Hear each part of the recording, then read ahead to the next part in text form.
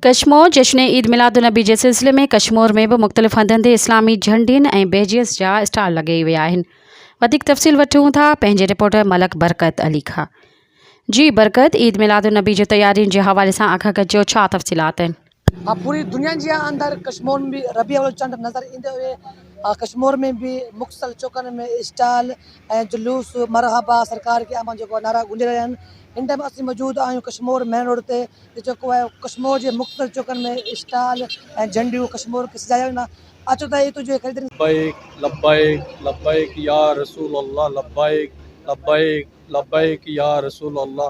ताजदार ख़त्म नबूवत जिंदाबाद जिंदाबाद जिंदाबाद।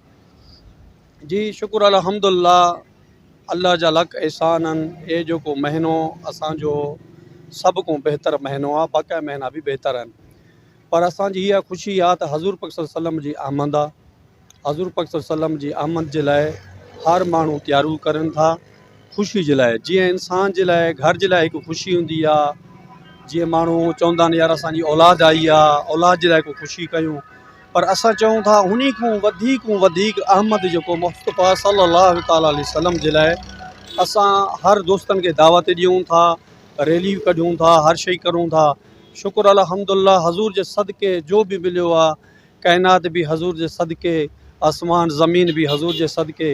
असांजी इहा ख़ुशी आहे नबी पाक सल्लल्लाहु अलैहि वसल्लम जी जेके आमद जे वास्ते इंशाअल्लाह घर घर में, दोस्तनि में, और हुन खां बाद ये दुकाननि में असां जो कोन झंडा लायूं था और ख़ुशी मनायूं था। जीअं रबीउल अव्वल जो चंड नज़र आयो आहे, असां ख़रीदारी खां अचनि शहर में अची विया आहियूं।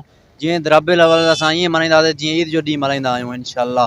रबीउल अव्वल जो झंडा ऐं असां लॻाए चुका रहिया आहियूं, ऐं जीअं रबीउल अव्वल चंड नज़र आयो आहे असांखे ॾाढो ख़ुशी महसूसु थियो आहे रबीउल अव्वल जी चंड ॾिसण सां। ऐं रबीउल अव्वल असां ईअं मल्हाईंदासीं जीअं ईद जो ॾींहुं मल्हाईंदा आहियूं इंशाअल्लाह।